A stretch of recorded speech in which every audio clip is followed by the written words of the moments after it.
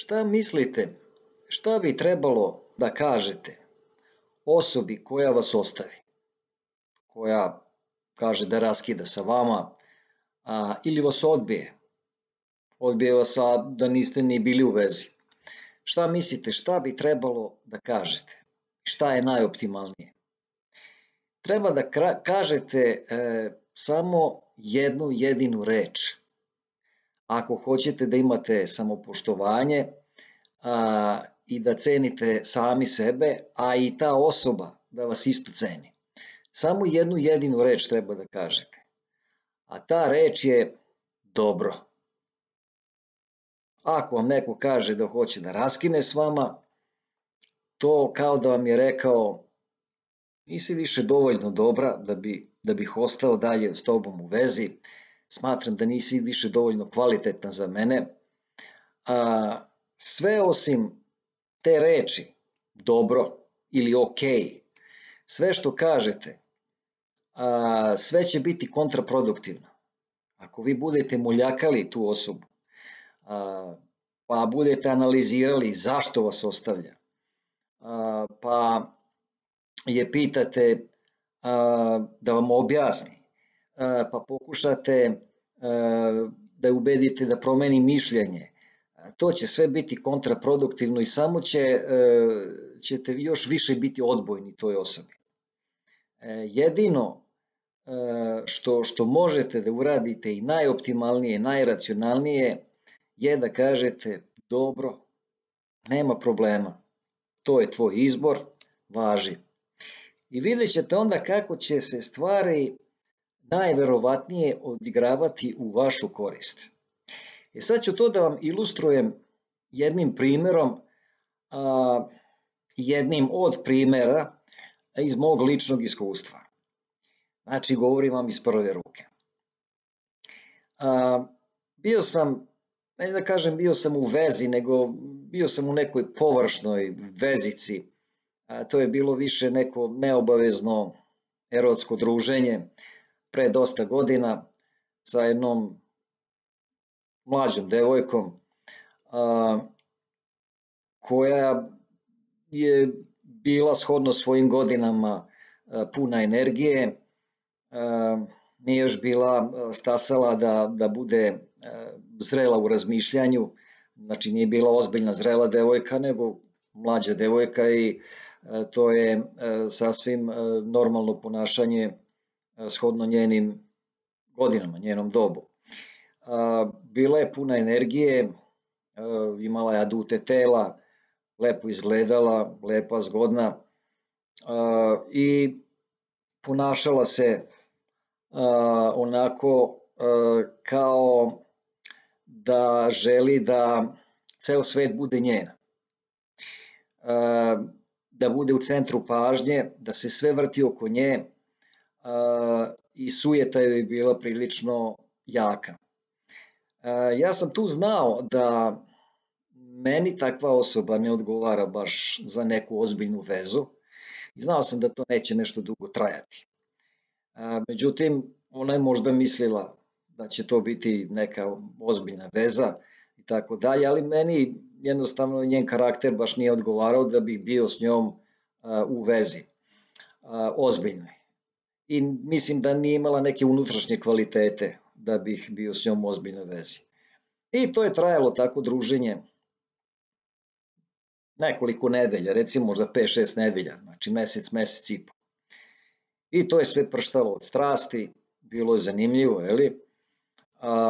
ali se na tome i završavalo uglavnom. To je sve bilo, nije bilo tu nekih dubljih emotivnih involviranja, barem ne sa moje strane.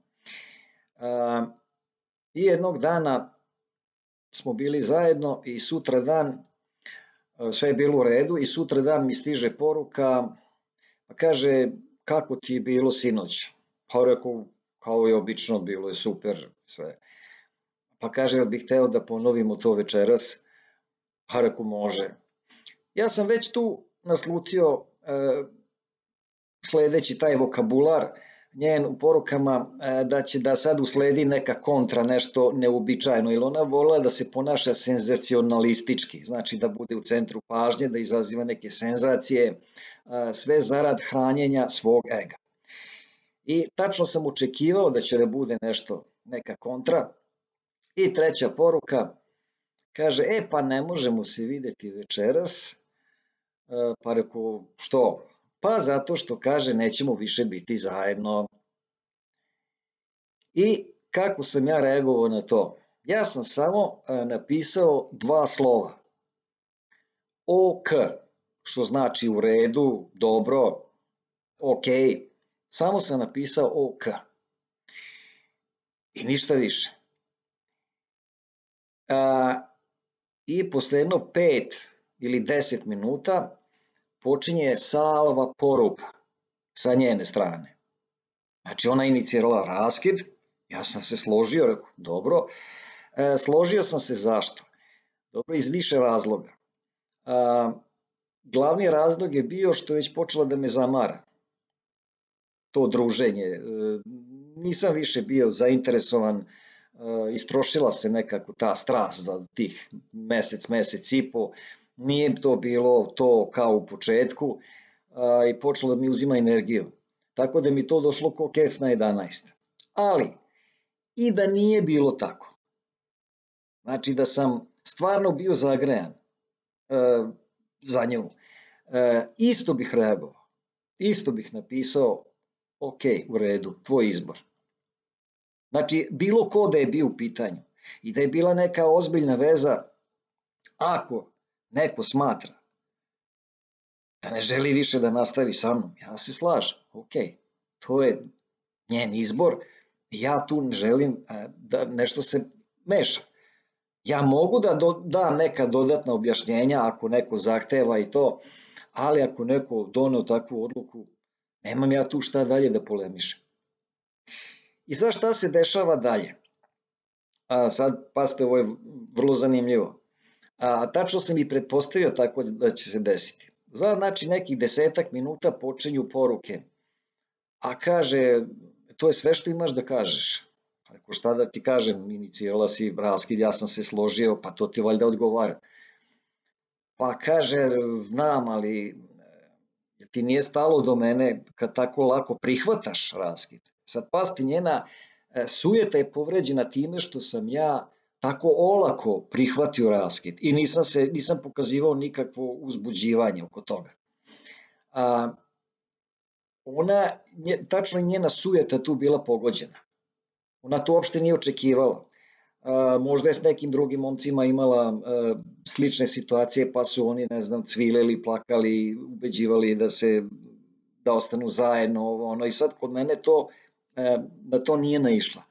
I taj njen šablon ponašanja je tu prekinut. Znači ona naišla na nešto neuobičajeno. I to je sad nju zaintrigiralo.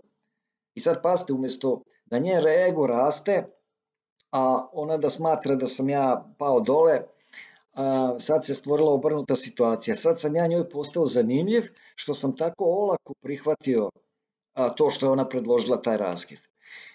Onda kao, pa da, te olako prihvataš zato što ti nije ni stalo. Rekao, stalo mi je. Pa kako, što onda tako olako prihvataš, zašto ne patiš? Tačno me to pitala, kaže, a zašto ne patiš? Pa rekao, otkud ti znaš da ne patim? Pa kaže, ne vidim po tebi, ne osjećam, drugčije bi odgovarao na poruke. I onda je htjela da se čujemo. I onda smo nastavili razgovor, komunikaciju putem razgovora, i onda me pitala, pa kaže, evo ti uopšte ne pokazuješ da ti je teško, ne patiš, a ja sam onako malo cinično rekao, pa patim, ali iznutra. Eto, ja ne pokazujem, neću nikog da opterećujem sa svojom patnjom, eto, ja tiho patim iznutra. I tu sam baš bio ciničan.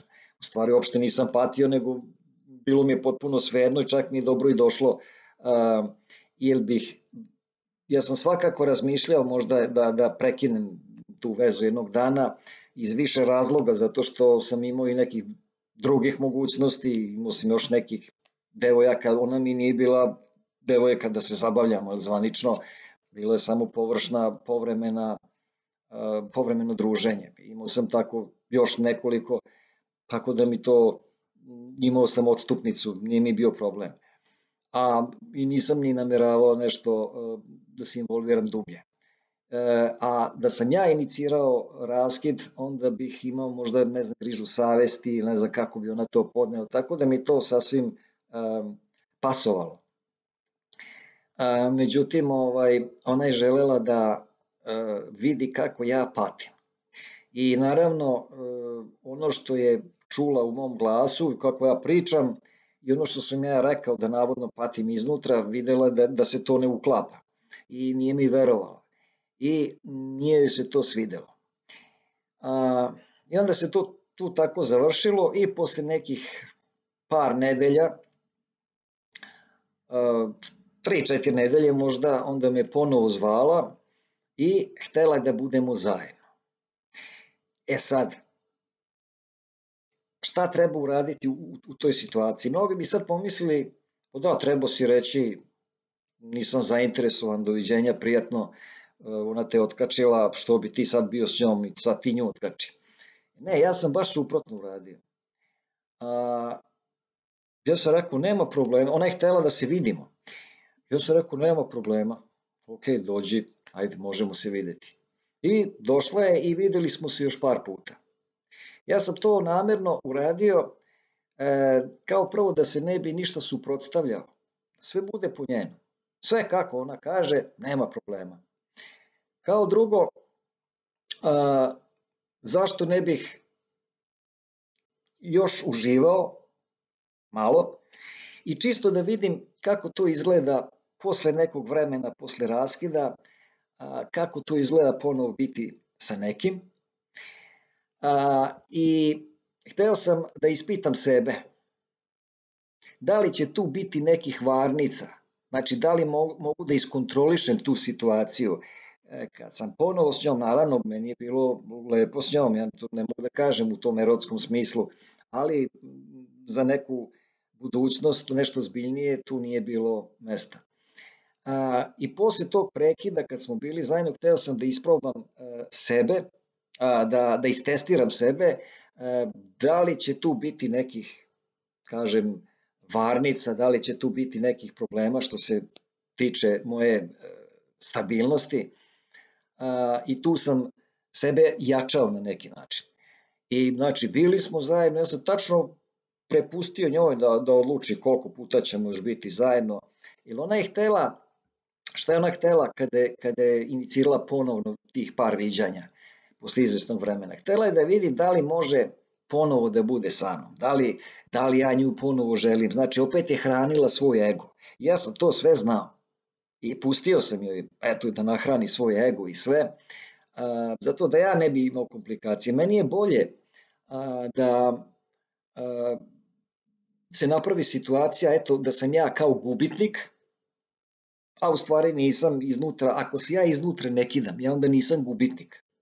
To što neko misli da se ja kidam što iznutra i kao delujem da se kidam s polja, a u stvari iznutra se ne kidam, to je ono što mi odgovara. A najgore bi bilo obrnuto, da glumim da sam miran, a da se kidam iznutra. To bi bilo pogubno za mene. Ja sam prepustio, eto, u tom slučaju, da sve bude kako ona hoće, da nahrani svoju sujetu, i tako se to završilo. I mene to nije ništa tangiralo. I čak posle nekoliko godina se ponovo javila, intrigiralo, eto, gde sam, šta sam, i tako to. Ja sam se ljubazno, kulturno javio, porazgovarali smo malo, nisam ništa inicirao, jer jednostavno moja filozofija je takva. Ako nešto želim, ja kažem jednom, kulturno, jasno i glasno. Ako se to ne prihvati, ja više ne zovem. Znači, ja nju posle toga, kad je poslala poruke da hoće da raskine, ja nju nikad više zvao nisam. Sva viđanja posle toga naknadno je ona inicirala. Nikad više zvao nisam. Ne samo nju, nego ni bilo koju drugu.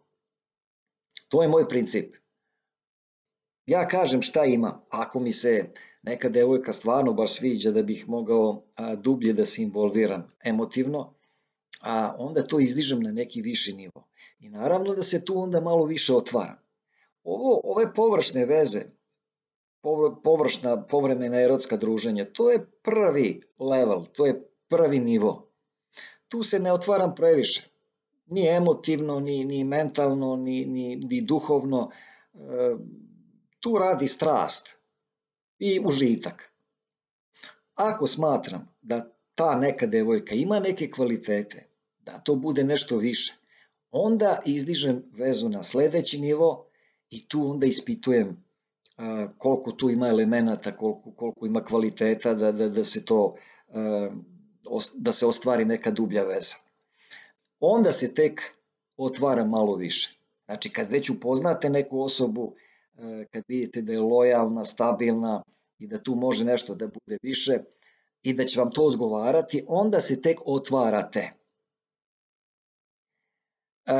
I tako se ta situacija završila. Ja se trudim da posle kraha neke veze, a pogotovo ove površne veze, ne ostane nikakva zla energija, loša energija, normalno sve, kulturno, i to je ono što najviše donosi uspeha. Znači vaša hladnokrvnost, vaša mirnoća, to razoružava sve te vaše potencijalne, bivše ili buduće partnere, sve to njih kao magnet privlači, ta vaša mirnoća, zato što pokazujete snagu. Pokazujete kroz tu mirnoću, pokazujete jednu energiju koja privlači sve one koji nemaju dovoljno energije. Znači snaga je ono, snaga i pouzdanost i postojanost vaše psihe i vaše ličnosti je ono što privlači druge ljude. I to ne samo u ljubavnim vezama, nego i ovako, znači kolege, drugovi, prijatelji, komšije, kad vide vašu mirnoću, kad vide da hendlujete svaku situaciju, da vladate svakom situacijom, da ste pribrani, to se odmah vidi, iskristališe se. I onda će svi hteti da vam se približe, svi će hteti da budu u vašoj blizini, zato što vi imate tu mentalnu snagu, hteće da dobiju tu mentalnu energiju od vas. Eto, to bi bio moj savjet, šta treba da kažete onima koji ne žele da budu sa vama, koji vas ostave, koji prekinu neki kontakt, recimo i ako su to prijatelji, da nije ljubavna veza, recimo ne javljaju vam se. Vi ste ih jednom zvali, hteli ste možda da se družite, da izađete na piće sa prijateljem, a on vam je rekao, ajde javit ću se, i posle vam se nije javio. Ili vas je otkačio, rekao, znaš, imam nekog posla, ajde, čućemo se drugi put, i posle vas nije zvao. Vi sve što treba da kažete je ok, dobro. Nema vi sad tu da isterujete, pa zašto me nisi nazvao, pa ovo, pa ono. Što više pritiskate nekog, on se osjeća moćniji u odnosu na vas, to vam je otprilike i stvara reakciju, to vam je otprilike kao kad sad uzmete loptu, pa što je više pritiskate, ona će više da reaguje i da vas ta guma od lopte, pogotovo ako je naduvana, ona će da vas odguruje. Znači, pravit će reakciju. Znači, vi pravite akciju, ona pravi reakciju. I što vi više gurate, više ćete biti odgurnuti. Dalje. Ne treba da forsirate stvari. Ako stvari ne idu, molim lepo. Vi gledajte sebe, naučite da budete sami. O tome ćemo pričati u jednom posebnom videu, to je jako bitno. Da naučite da možete da budete sami. Kad to naučite, onda ste prava osoba, pravi čovek. Onaj ko može da bude samostalan, ko je stabilan, ko vlada situacijom, taj je neuništiv. I svi će se onda lepiti za njega. I ako to pokažete, znači izuzetnu hladnokrvnost i pribranost u toj situaciji, kad neko misli da će da vas poremeti time što vas ostavlja, što neće da vam se javi, što prekida s vama, kad pokušava da vas spusti niže, na neku nižu poziciju da bi on bio viši, ako vi to hladnokrvno prihvatite i ne uzbuđujete se oko toga, vi ste pobednik onda. Eto toliko u ovom videu. Nadam se da su bile korisne informacije. Lajkujte video, delite i drugima, prijavite se na moj kanal, a ukoliko vam ovi videi nisu dovoljni, imate neke personalne probleme, znači lične prirode, emotivne, javite se na moj Instagram nalog ili na mail, imate to tamo u opisu negde, da zakažete privatne konsultacije. A mi se vidimo u sledećem videu uskoro. Prijatno!